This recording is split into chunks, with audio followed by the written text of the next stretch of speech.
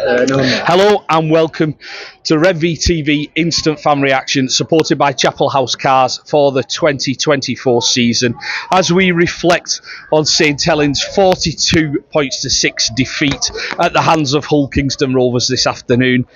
Boys, I'd like to say that was an unexpected defeat. I know we spoke about it potentially being a bit tighter, Kev, but I think from the off, we were under the cosh and we just wrote our own script within the first 10 minutes with a drop ball off kickoff and with a sin binning. Not the best way of starting the game. No, we talked about we need to start well and be in it for the first 20-30 minutes, and you've got two young players going for the same ball off the kickoff, which is maybe a little bit of inexperience and disappointing start. OKR, listen, before we go on to lambasting our own team, let's give them credit. They're a very good team. They move the ball very well. The wide players exploit every opportunity that they get. I thought Lewis, the standoff, Tanginoa, just someone in front of me said, "This reminds me of watching us 4 years ago," and they've kind of got a point. Can only remember maybe one or two times we had a decent setup in their 20 where we could even get a bit of shape, but we've been absolutely well and truly beaten by a much better team today, and we dust ourselves down and we go again next week. Yeah, I don't disagree that Hull KR are the better team there, and they've played obviously the better rugby, but I don't think they've had much to play against. I genuinely think we've let ourselves down discipline wise again, and again, this isn't the Robin pod. They can, we will wax lyrical about Hull KR, but we're looking at Saints here. Tom, we'll start off with the team lineup. Start today, George Whitby gets his debut. Yeah. Sione Matautia straight back into the team. Me and Kev spoke about it on the Redvee show earlier in the week that we would be surprised if Whitby got his debut, but Wellens has thrown everything he's done previously of giving lads a couple of weeks in the 21 before throwing them in. He's thrown that away and gone with him. Were you surprised by the lineup, or was it something that you actually thought, you know what, that's the right thing to do? Well, I think it's the right thing to do, definitely. I think if there's one positive to take out today, it's that you got a young lad on debut, scored a try, and actually take away that first unfortunate 2 minutes where the two of them came together and dropped the ball. 20 seconds. Well, yeah. There's been glimpses of him actually having the confidence when you're in amongst it like that, and the team are on a downer anyway. To have the presence to actually steer your team around the field is hard enough. So I think there's times when I've been watching him today, and he's got good confidence about him, and that's enough for me.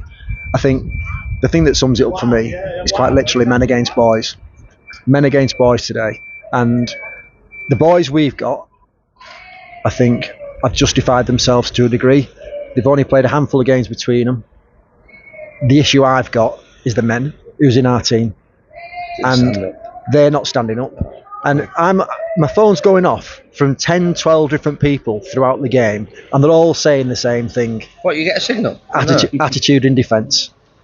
And you've got to ask yourself, what's the expectation out of today? Because, yeah, because we're thin on the ground, but you've got to ask for the simple things in rugby. And it's not, I know Wello comes up and he says, I can't fault the effort. When it comes to elite sport, and they're top and we're fourth, that didn't look like top versus fourth to me. That looked like top versus 10th. Yeah.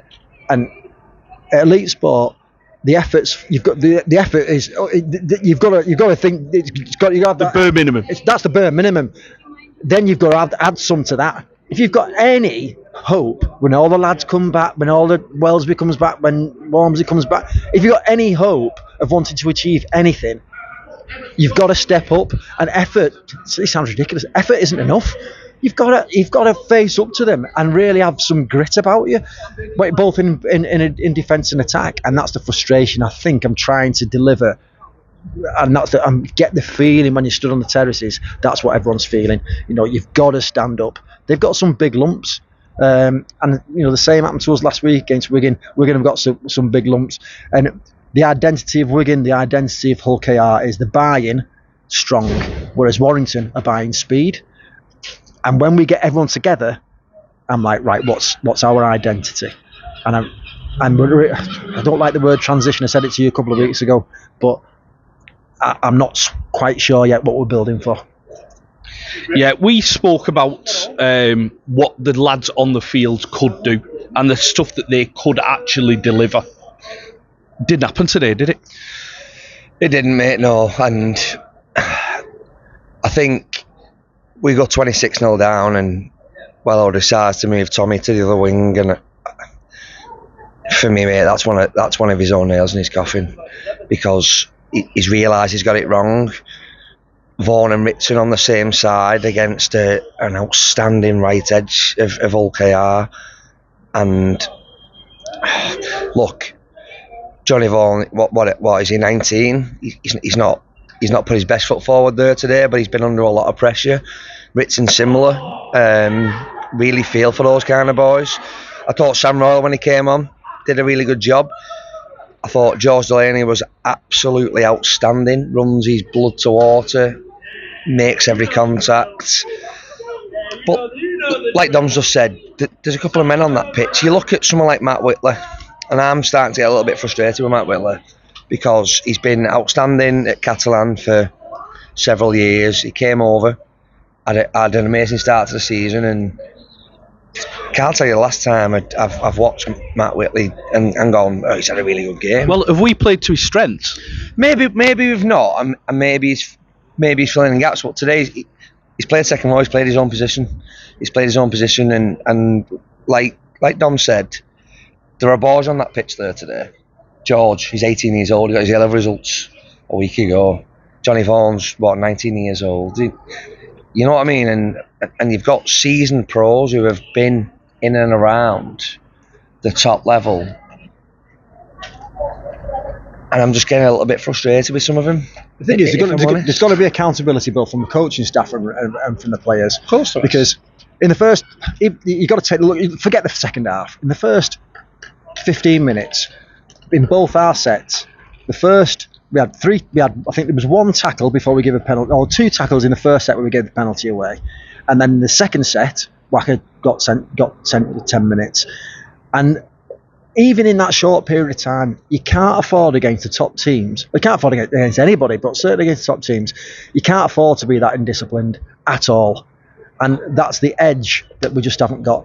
The young lads, I feel so sorry for them, because 15 years ago, you had seasoned professionals who, when the young lads were coming in, were having them quite literally under their arm, going, right, listen, you follow me, do this, do that.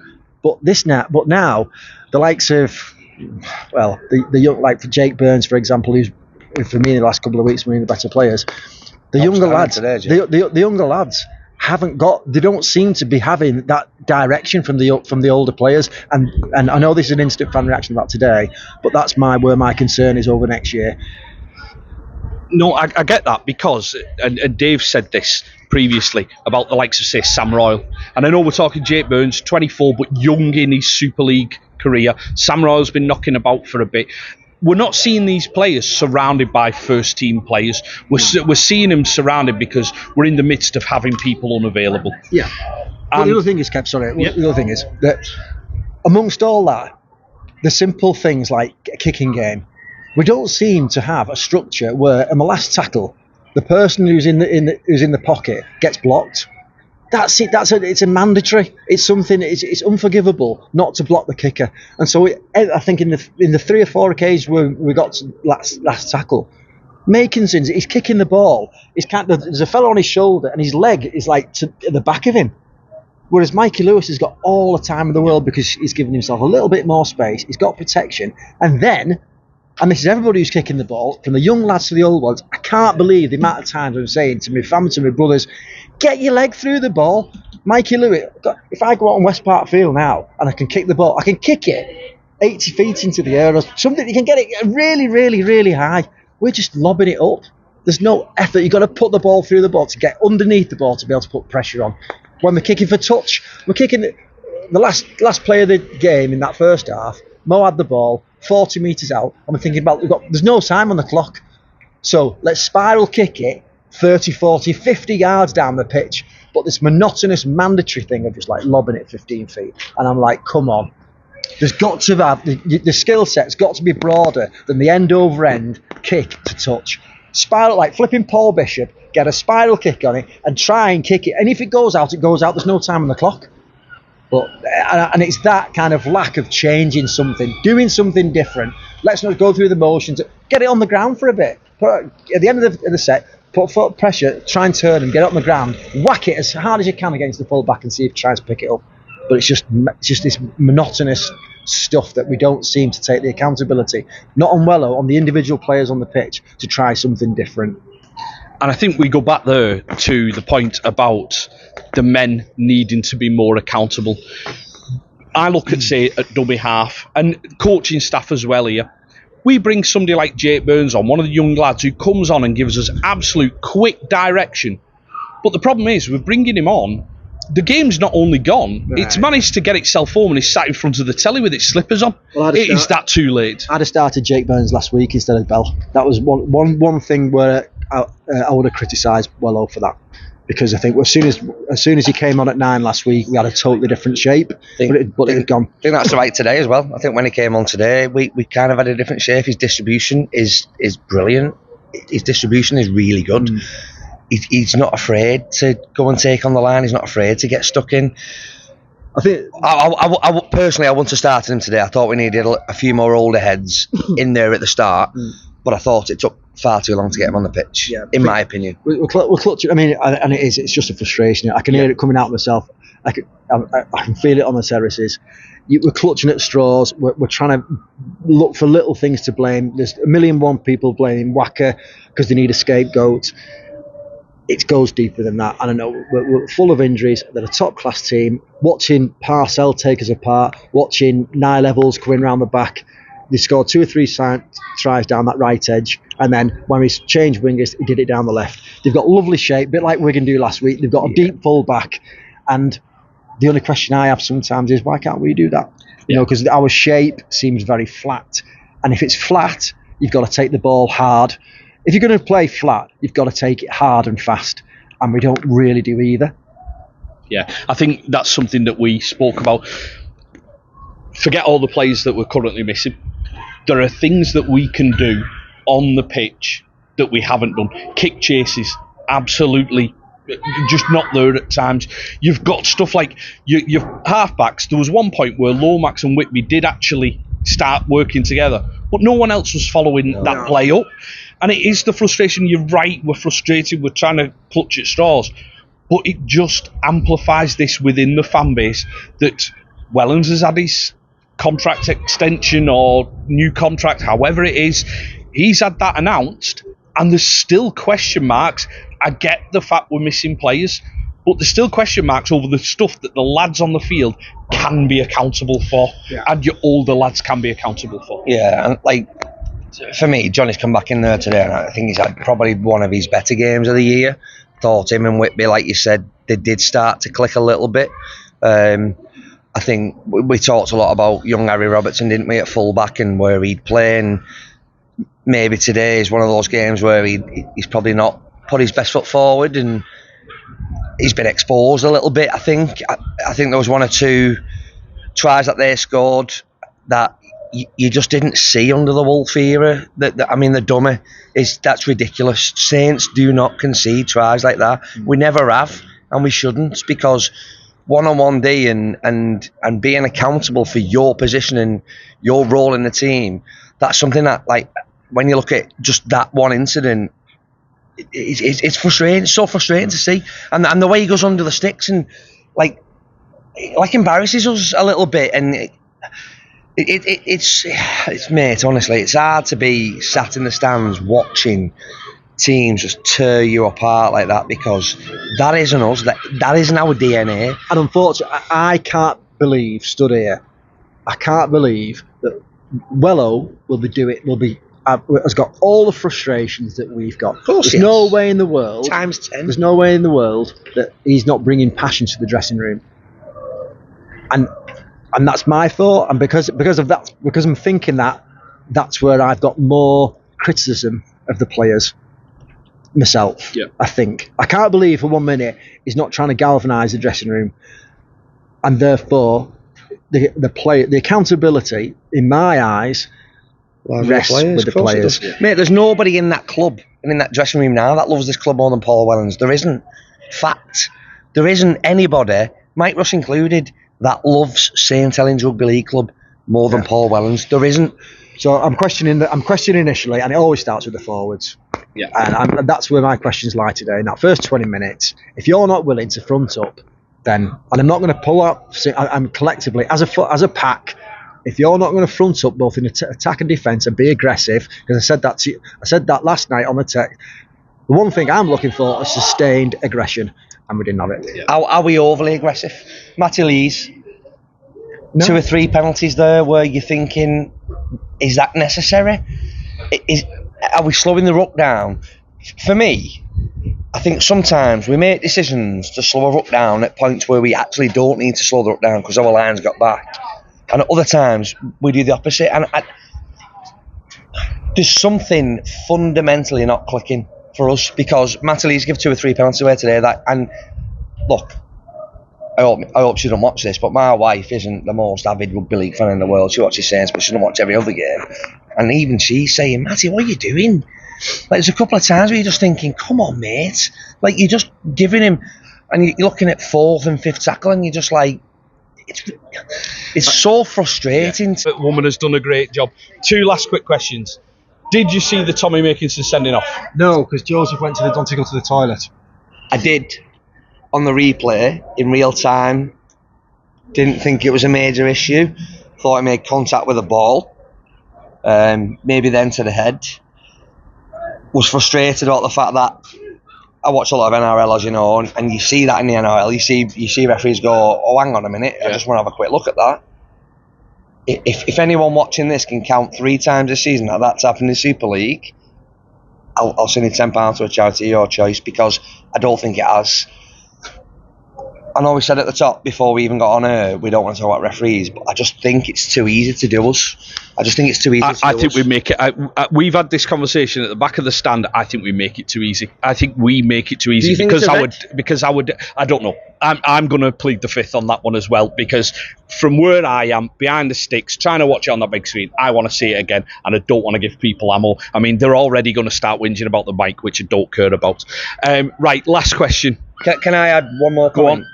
Because if it's deemed a red and it's deemed a grade D or E, he doesn't play here again. That might possibly be the last time we see Tommy Makinson in a Saints top, and that would be absolutely catastrophic. Yeah, because that's not fair. That is not fair for his Saints career to end in that way. Yeah, it would be an absolute terrible way for it to end. Last one before we end. How do Saints fix this? Well, let's get Roby back in. Let's be honest. Get Matty Smith back in. I think any club who have got the success that we've got will be venting the same frustration because of the amount of injuries, and you can't get past that. You cannot get past that. You know, we're blooding youngsters. You can't criticise.